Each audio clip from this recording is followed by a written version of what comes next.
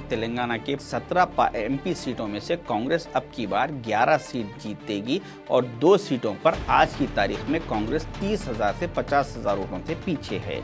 अगर आने वाले 3 से 4 महीने में कांग्रेस इन 30,000 से 50,000 वोटों पर इन 2 सीटों को भी कवर कर लेगी तो टोटल कांग्रेस 13 सीट तेलंगाना में एमपी के जीत पाए। चड्डी गैंग और एक जो नई गैंग जिसका लक़ब मैं आज देने वाला हूँ, जिसे पैम्पर गैंग कहा जाता है, और ये पैम्पर गैंग और चड्डी गैंग में बहुत करीबी रिश्ता है। तेलंगाना स्टेट में 17 एमपी सीट है, सिर्फ आप 11 की बात कर रहे हैं और 13 सीटों की बात कर रहे हैं। 4 सीट पे क्यों आप नहीं ठहराना चाह रहे, मेरा ये आपसे सवाल है।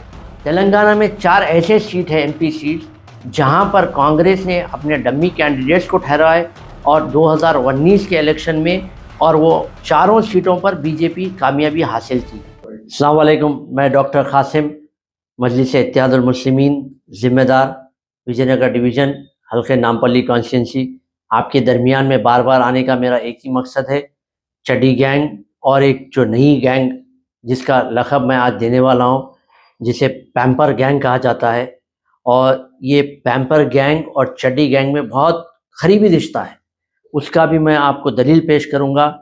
और इस पैम्पर गैंग में कई सारे लोग हैं, तो मैं सबसे पहले एक मतीन शरीफ है, उनके बारे में बताता चलूँ।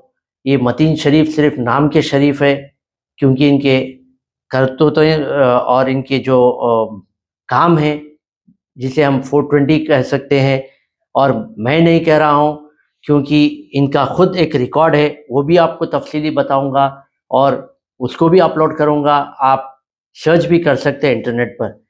मतीन शरीफ जो नाम के सिर्फ शरीफ है, उन्होंने 2020 में बल्दिया इलेक्शन लड़ा है कांग्रेस के टिकट पर, और उन्हें 889 वोट्स आए हैं, जबकि उस डिवीज़न में 47,240 वोट्स है। तो इन्होंने सिर्फ 889 वोट्स लिए। ये वही मिसाल हो गई, हैदराबाद में हम कहते हैं कि आपने भी सुना होगा आप तमाम ने, कि एक बच्चे को जब बोलना नहीं आता था तो उसके अम्मा बाबा जो है काफ़ी इलाज कराए, काफ़ी डॉक्टर्स के पास लेके गए, हकीमों के पास लेके गए। जिस दिन बच्चा बोला, अम्मा और बाबा बहुत खुश हुए। तो बच्चा ये बोला, जब बिस्मिल्लाह बोल के जब मुंह खोला बच्चा, अम्मा मरो बाबा मरो बोला। तो ये वही हिसाब हो गया। ये मतीन शरीफ जो नाम के सिर्फ शरीफ है, कामों के तो नहीं है। और ये तमाम को इनके साथ और कई सारे लोग हैं, इंशाअल्लाह मैं उनके बारे में भी तफसीलात पेश करूंगा, उनकी झूठों का आपके सामने। तो आज मैं आपके दरमियान में सिर्फ मतीन शरीफ के कारनामों को पेश करूंगा, और उन्होंने जो वीडियो में कहा है कि आने वाले एमपी इलेक्शन में कितने सीट्स पे कांग्रेस जो है जीत हासिल करेगी, वो तमाम तफसीलात पेश करूंगा। चलिए, मतीन शरीफ जो है, इनके ऊपर एक एफआईआर बुक हुआ था 2015 में, सीसी नंबर 424 ऑफ 2015। ये कोर्ट की कॉपी है और ये अपलोड भी करूँगा, और इंशाल्लाह आप जो है हाई कोर्ट में जाकर केस स्टेटस में सर्च भी कर सकते हैं, सीसी नंबर टाइप कर कर। तो मतीन शरीफ साहब का केस जो है, जैसे मैंने आपको कहा कि चड्डी गैंग और पैम्पर गैंग का जो है एक करीबी ताल्लुकात है। ये बल्कि आप ये भी कह सकते हैं उन्हें कि चड्डी गैंग के जो बच्चे हैं वो पैम्पर गैंग में हैं। तो इंशाल्लाह इनको भी बहुत जल्दी ये चड्डी गैंग वाले चड्डी पिनाएंगे इनको भी। तो इनका केस जो है, श्री मुजफ्फर उल्लाह जो चड्डी गैंग के अमजदुल्ला खान हैं, उनके भाई है ये, उन्होंने इन मतीन शरीफ का केस लड़ा है। एक्यूज के एडवोकेट थे, और इनके ऊपर 2 सेक्शंस बुक हुए थे, वो है 420 और 474 आईपीसी के तहत। तो अब आप तमाम ये परेशान होंगे और हैरान होंगे कि क्या केस है। ये केस ये है कि मतीन शरीफ साहब जो है, बाहर जब कंसल्टेंसी जो बच्चे जो है मास्टर्स के लिए बाहर जाते थे, जो ख्वाहिश रखते हैं, तो उनको जो है ये फेक डॉक्यूमेंट्स, फेक यानी कि जाली फैब्रिकेटेड डॉक्यूमेंट्स बनाकर यूएस वीज़ा के लिए हासिल करने के लिए ये फेक डॉक्यूमेंट्स बनाते थे। तो ऐसे ही एक को बनाए और पकड़े गए, और इनके ऊपर केस रजिस्टर हुआ। अल्लाह का शुक्र है, और ना जाने इन्होंने कितने लोगों को ऐसा भिजाया। अगर खुदा ना खास्ता यूएस में पकड़े जाते तो उन्हें बैन लग जाता था, लाइफ बैन लग जाता था, वो कभी एंट्री नहीं हो सकती थी यूएस के बॉर्डर में भी। इन्होंने अपने पंचनामा में इन्होंने खुद कहा है कि मैंने ऐसे और 3 लोगों को भिजाया और ना जाने कितने लोगों को भिजाया। और उसके बाद इन्होंने इनके पंचनामा में ये भी जिक्र किया है कि मैं जो कंप्यूटर इस्तेमाल करता था उसे जो है बेच दिया, और जो फेक और फैब्रिकेटेड डॉक्यूमेंट्स थे उसको फाड़ कर एक नाले में फेंक दिया। ये मैं नहीं कह रहा हूँ, कोर्ट के कॉपी में है, आप देख सकते हैं। तफसीलात आप खुद इंटरनेट पे आप अवेलेबल है, आप इस कॉपी को भी पढ़ सकते हैं। तो खैर ये इनका छोटा सा इंट्रोडक्शन था मतीन शरीफ का। इन्होंने 2 बातों का इसमें जिक्र किया है कि आने वाले इलेक्शन में जो है 11 सीट कांग्रेस जीतेंगी और 2 सीटों पे जो है 30 और 50 हज़ार से पीछे है। तेलंगाना के 17 एमपी सीटों में से कांग्रेस अब की बार 11 सीट जीतेगी और 2 सीटों पर आज की तारीख में कांग्रेस 30,000 से 50,000 वोटों से पीछे है।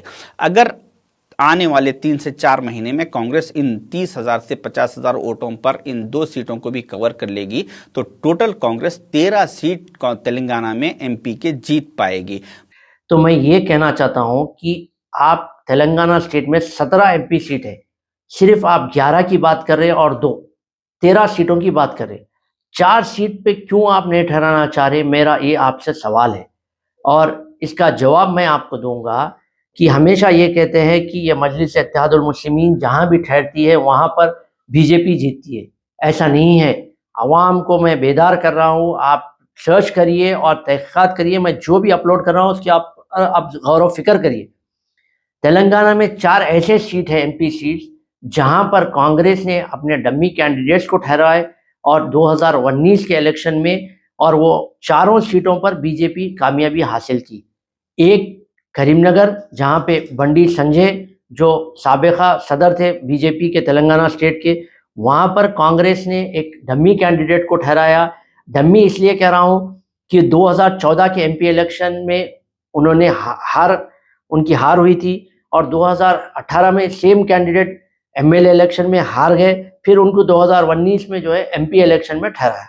तो आप बताइए, जो 2 टाइम हारा हुआ या एमएलए हो या एमपी हो, वैसे कैंडिडेट को आप 3rd टाइम वहाँ पे ठहराए और बंडी संजय को आपने कामयाब किया। अगर कांग्रेस का कैंडिडेट नहीं ठहरता था तो वहाँ से बीआरएस पार्टी का कैंडिडेट की जीत हो सकती थी। और दूसरी सीट है सिकंदराबाद की, जहाँ पे प्रेजेंट सदर बीजेपी किशन रेड्डी है। वहाँ पर भी कांग्रेस ने एक डम्मी कैंडिडेट को ठहराया। अगर कांग्रेस नहीं ठहराती थी तो वहाँ पर भी टीआरएस की जीत तय थी।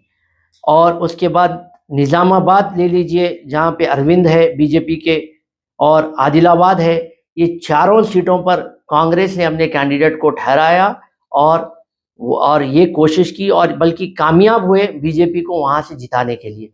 तो मतीन शरीफ ये जो कह रहे हैं कि 13 सीट, तो फिर से कांग्रेस पार्टी ने ये तय कर लिया है कि ये 4 सीटों में फिर से हम डम्मी कैंडिडेट्स को ठहराएंगे और बीजेपी को वहाँ से कामयाब करेंगे।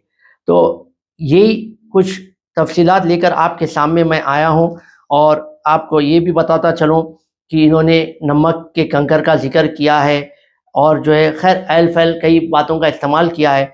तो मैं इस पैम्पर गैंग के मतीन शरीफ को ये कहना चाहता हूँ कि आपने सिर्फ 800 वोट हासिल कर अब आप जो है मजलिस की मुखालिफत करें, बिल्कुल करिए, खुल के करिए, मगर लोगों को गुमराह मत करिए। ये चड्डी गैंग और ये पैम्पर गैंग का मकसद एक ही है कि हैदराबाद के अवाम का इत्तेहाद तोड़ना और मजलिस के ख़िलाफ़ बोलना। इनके पास कोई एक वो नहीं है टॉपिक मजलिस को हट कर जो है इन लोग बात कर सके या कोई पार्टी के बारे में बोल सके। जिस किसी को भी शोहरत हासिल करना है वो बस कैमरे के सामने आ जाता है और मजलिस की मुखालिफत करता है। तो खैर इंशाल्लाह फिर से बहुत जल्द मैं आपके सामने हाजिर होऊंगा पैम्पर गैंग के और एक साथी के जो है झूठ का पर्दाफाश करने के लिए इंशाल्लाह। और बेहद शुक्रिया आप तमाम का। और फिर से मैं आपसे अदबन गुजारिश करता हूँ आवाम से, अपने एहतियात को बरकरार रखिए। मैं जो भी अपलोड कर रहा हूँ इसके ऊपर आप गौर व फिक्र करिए। शुक्रिया।